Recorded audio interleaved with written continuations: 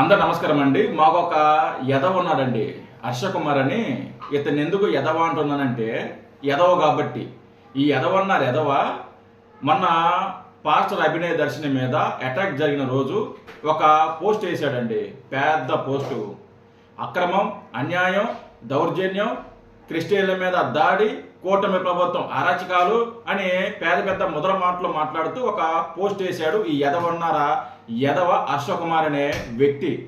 సాయంత్రానికి పోలీసులు ఇది డ్రామా, ఇది కావాలనే చేయించుకున్నారు, సింపతి కోసం ట్రై చేశారు, మతాల మీద గొడవ పెట్టడానికి, విధ్వంసం సృష్టించడానికి ఇతను ప్రయత్నించాడు అని సాయంత్రానికి పోలీసులు నిర్ధారించడంతో మనోడు డిసప్పాయింట్ అయిపోయాడు. వాడు చాలా ఎక్స్పెక్ట్ చేశాడు, ఆహా మనకు ఒక కంటెంట్ దొరికింది, మనం ఈ కంటెంట్ పెట్టుకొని మనం జనంలోకి వెళ్దాము, మళ్ళీ మరొకసారి క్రిస్టియన్స్ని మళ్ళీ మోసం చేద్దాము, మనకి రాజకీయంగా ఒక మైలేజ్ వస్తుందని చాలా ఎక్స్పెక్టేషన్తో మనోడు పోస్ట్ చేశాడు. పాపం పోలీసులు అతని డ్రామాని బయట పెట్టడంతో ఆ పోస్టుని డిలీట్ చేసి యూటర్న్ తీసుకొని మాట మార్చాడు. ఆ పాస్టర్ అనే వ్యక్తి ఎదవ, నాకు ఎవరో చెప్పారు పోస్ట్ వేయమని, ఆ పోస్ట్ నేను ఇవ్వలేదు, ఎవరో చెప్తే నేను వేసాను అనే యూటర్న్ తీసుకొని పనికి మాలిన మాటలో మాట్లాడుతున్నాడు ఈ హర్ష కుమార్ అనే వ్యక్తి. ఒకసారి అతను ఏం మాట్లాడుతున్నాడు అనేది వినిపిస్తా, వినండి. ఇలాంటి ఎదవలందరూ వస్తారు, జాగ్రత్తగా ఉండాలి క్రిస్టియన్స్ సోదరులారా. మిమ్మల్ని అడ్డం పెట్టుకొని రాజకీయం చేస్తుంటారు ఎదవలు. సార్ ఏం మాట్లాడుతున్నానండి అంటే పెట్టగానే నేను వెంటనే పెట్టలేదండి. పెట్టకుండా నేను వెయిట్ చేశాను, అంటే దీని గురించి ఏమన్నా తెలుస్తుంది. వెయిట్ చేశాడు, దీన్ని ఎలా తీసుకెళ్ళాలి, మనకు ఒక మంచి కంటెంట్ దొరికింది, మనం దీన్ని ఎలా తీసుకెళ్ళాలి, ఎలా కూటమి ప్రభుత్వం మీద దోషేయాలి, ఎలా హిందువుల మీద దోషేయాలి, ఎలా చంద్రబాబు నాయుడు గారు లేకుంటే పవన్ కళ్యాణ్ గారు వీళ్ళ పరిపాలన, క్రిస్టియన్ల పట్ల వీళ్ళు చేస్తున్న దుర్మార్గం, దీన్ని ఎలా తీసుకెళ్లాలని మంచి ప్లాన్ వేసాడు మనోడు, మంచి ప్లాన్ వేశాడు. కానీ అది ఫెయిల్ అయిపోయింది. చీప్ పాలిటిక్స్ ట్రిక్స్ అన్నాయి కొంచెం వెంటనే మనకి కొంచెం తెలుస్తుంది అన్నది సీనియర్స్ కి. ఇటువంటి చీప్ చేసి వాళ్ళు అన్నది ఆ ఇన్సిడెంట్ చూడగానే కొంచెం అసహజంగానే కనపడినా కానీ ఆ తర్వాత రోజున నాకు కొంత ప్రెషర్ వచ్చింది. మీరు మీలాంటి వాళ్ళు మాకు అండగా ఉన్నారు కదా, మీరు మీలాంటి వాళ్ళు చేయకపోతే ఎట్లా అంటే నేను ఒక పోస్ట్ పెట్టాను. వాళ్ళు పెంట తినమంటే తింటవారా ఎదవా? వాళ్ళు హర్ష కుమారు మా కోసం నిలబడుతున్నావు కదా, మీకు పెంట ఇస్తున్నాము, ఈ పెంట తినవయ్యా అంటే ఆ పెంట లొట్టలు వేసుకొని తింటావా? తినవు కదా. ఎవరో ఏదో చెప్పారని నువ్వు పోస్ట్ చేస్తావా? నీకంటూ సొంత ఆలోచనలు ఉండదా? నీకంటూ సొంత తెలివితేటలు ఉండవా? నీకంటూ సొంత తెలివితేటలు ఉండవా? ఎవడో ఏదో చెప్పాడు కాబట్టి నేను వేసాను, ఎవడో ఏమన్నాడు నాకు ప్రెజర్ వచ్చింది నేను వేసాను, ఎవడో సవాల్ వచ్చి చెప్తాడండి. నీ బుద్ధి ఏమైంది? నీ బుద్ధి ఏమైంది? ఇంత వయసు వచ్చింది, మాజీ ఎంపీగా చేసావు నువ్వు, మాజీ ఎంపీవి, రాజకీయంగా ఎంత అనుభవం ఉంది, ఎవరో ఏదో చెప్తే పోస్ట్ చేయడం ఏంట్రా ఎదవా? ఎవరిని రెచ్చగొట్టడానికి నువ్వు? క్రిస్టియన్లు రెచ్చగొట్టడానికా? అమాయకుల్ని మళ్ళీ రోడ్డు మీదకి లాగడానికా? హిందువులకి క్రిస్టియన్లకు గొడవలు పెట్టడానికా? ఎదవల్లారా? ఎవరో ఏదో చెప్పారంట, ఈ వేసాడంట. ఎవడో ఏదో పెంట తినమంటే తింటావు నువ్వు, లేదా గడ్డి తినమంటే తింటావు నువ్వు? తింటావా నువ్వు? ఎప్పుడైతే పోలీసులు దర్యాప్తు చేసి ఇది ఫాల్స్ అన్నారు, పోలీసులు చెయ్యక ముందే మొట్టమొదటి నేనే చెప్పా. నేను మొట్టమొదటి ఇదే గొప్ప విషయం, నేను ఇంకోటి కూడా చెప్పలా.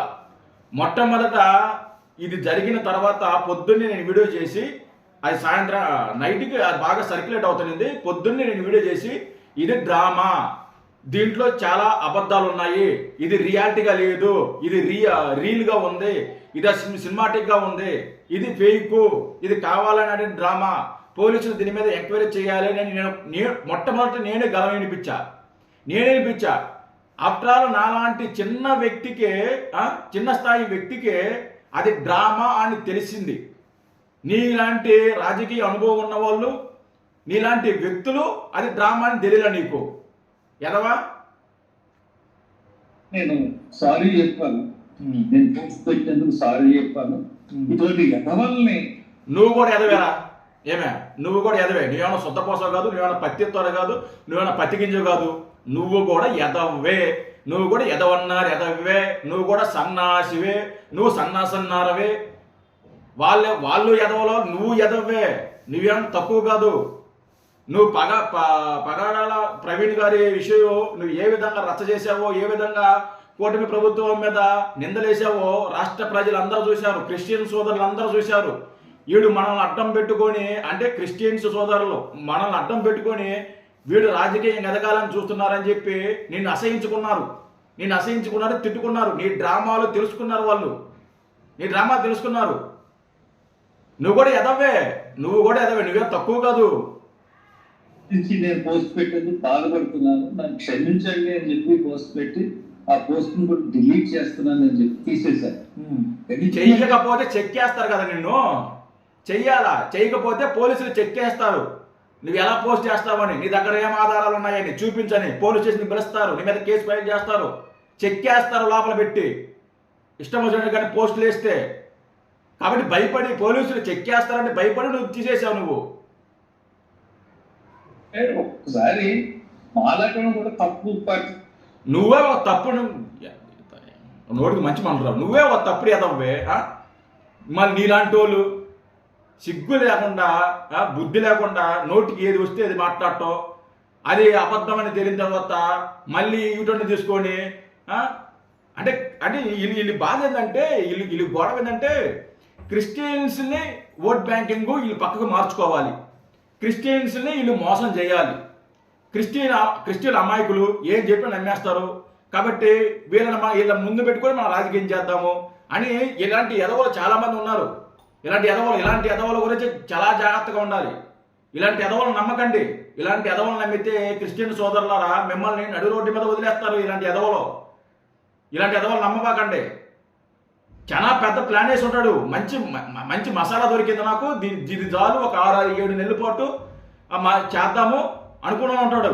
లేదా అంటే ఇంకొక విషయం, ఇక్కడ పోలీసులు అప్రిషియేట్ చేయాలి. దాదాపు 12 గంటల లోపు 13 గంటల లోపు ఈ కేసుని ఛేదించారు.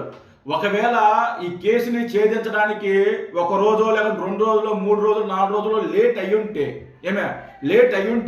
ఈ ఎదవ రోడ్డు మీదకి వచ్చేవాడు, ఈ ఎదవ ప్రెస్ మీట్లు పెట్టేవాడు. క్రిస్టియన్ల మీద దాడి జరుగుతుంది, కూటమి ప్రభుత్వం దాడి చేస్తుంది, ఒక క్రిస్టియన్ల మీద బతకనే ఉంటుందని చెప్పేసి వీడు నానా హంగామా చేశాడు. ఆ పోలీసులు ఎవరైనా వాళ్ళకి నిజంగా హ్యాట్స్ ఆఫ్ చెప్పుకోవాలి. వీళ్ళ డ్రామాని బయట పెట్టినందుకు. అది 2 రోజులు 3 రోజులు లేట్ అయినా అది చాలా సెన్సిటివ్ విషయం అండి. ఇది చాలా మందికి అర్థం కానట్లా, చాలా సెన్సిటివ్ విషయం ఇది. 2 మతాలకి మధ్య జరిగే ఘర్షణ ఇది. 2 మతాలు కొట్టుకుంటారు, 2 మతాలు క్రిస్టియన్స్ హిందువులు ఇద్దరు కనుక రోడ్డు మీదకి వస్తే చాలా పెద్ద విషయం, చాలా పెద్ద సెన్సిటివ్ విషయం ఇది. ఇంత పెద్ద ఇష్యూని అంటే రాష్ట్రంలో ఒక యుద్ధాంశం సృష్టించాలని, జస్ట్ అది ఊహించుకోండి, మీ ఊహగా పెట్టుకోండి. చాలా భయంకరమైన ఇది. అలాంటి సెన్సిటివ్ ఇష్యూని వీళ్ళు డ్రామాగా క్రియేట్ చేసి ఈ వ్యక్తులు రాష్ట్రాన్ని అల్లకల్లోలం చేయాలని, రాష్ట్రంలో గొడవలు రేపాలని, లేకుంటే రాష్ట్రంలో లా అండ్ ఆర్డర్ ప్రాబ్లమ్ని క్రియేట్ చేయాలని ఇలాంటి వ్యక్తులందరూ కూడా ప్రయత్నిస్తున్నారు. అలాంటి వ్యక్తులకి ఈ అససాయి లాంటి ఎదవలో సపోర్టు.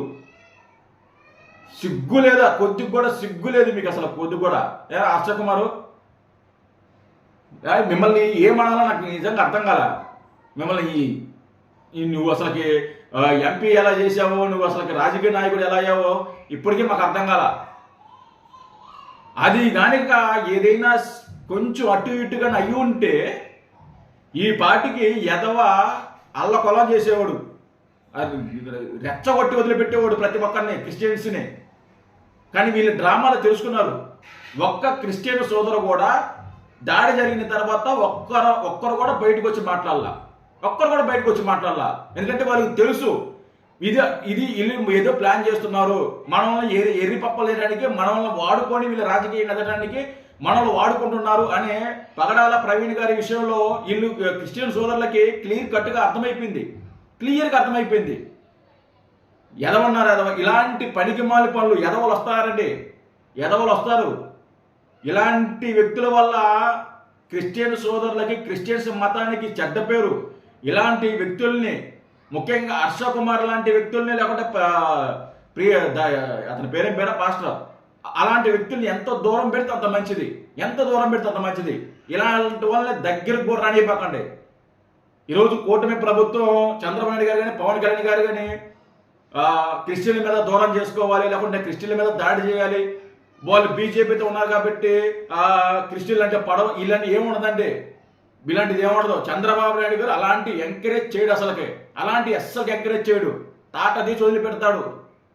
మతాల గురించి వెళ్ళినా, మతాలను రెచ్చగొట్టినా, లేకుంటే మా క్రిస్టియన్ల మీద లేకుంటే దాడి జరిగినా, లేకుంటే హిందువుల మీద దాడి జరిగినా, లేకుంటే ముస్లింల మీద దాడి జరిగినా చంద్రబాబు నాయుడు గారు ఊరుకోరు. తాట తీసి కింద కూర్చోబెడతాడు. గుర్తుపెట్టుకోండి. ఇలాంటి పనికిమాల వేషాలు, పనికిమాల డ్రామాలు ఆడబాకండి. కొద్దిగా సంస్కారం నేర్చుకొని కొద్దిగా ప్రవర్తిస్తే బాగుంటుంది. జై హింద్.